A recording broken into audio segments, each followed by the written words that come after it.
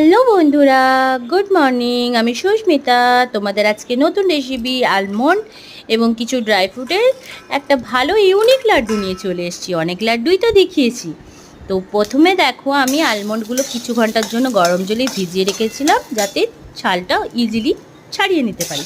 এবং কড়াই গরম করে এটা ড্রাই রোস্ট করে নেব এবং এতে কিছু কাজু এবং পেস্তা মিশাবো, যাতে টেস্টটা একটু ভালো হয়।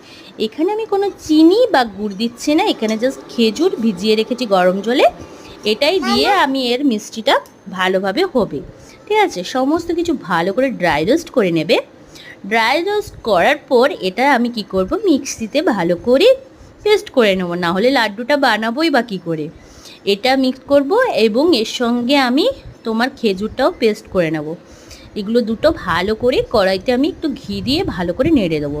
এখানে একটা ইউনিক জিনিস যেটা হচ্ছে, সেটা হচ্ছে আমি এখানে ছোট বাচ্চাদের পছন্দ কোকো পাউডার দেবো, যাতে একটু চকলেটি টেস্ট আসবে। এই যে ঘি গরম করলাম, এরপর সমস্ত কিছু দিয়ে দিলাম এবং এখানে যেটা দেব কোকো পাউডার, যেটা খেতে খুব ভালো লাগবে, চকলেটি চকলেটি টেস্ট। সমস্ত কিছু ভালোভাবে নেড়ে নেবো। এটা মানে বাচ্চারা খেতে খুব পছন্দ করবে, কারণ আমার বেবির জন্য আগেও বানিয়েছিলাম, তোমরা দেখেছো।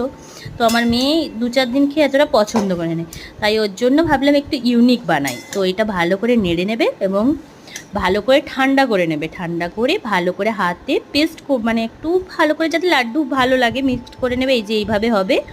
এরপর লাড্ডু বানিয়ে নেবে গোল গোল করে। এই যে দেখছো, পুরো চকলেট চকলেট লাগছে। এরকম বানিয়ে কিছুদিনের জন্য রেখে দেবে, বাচ্চাদের দিতে পারবে, তোমরাও খেতে পারবে। খুব খুব হেলদি, কারণ এটাতে কোনো তো মিষ্টি নেই।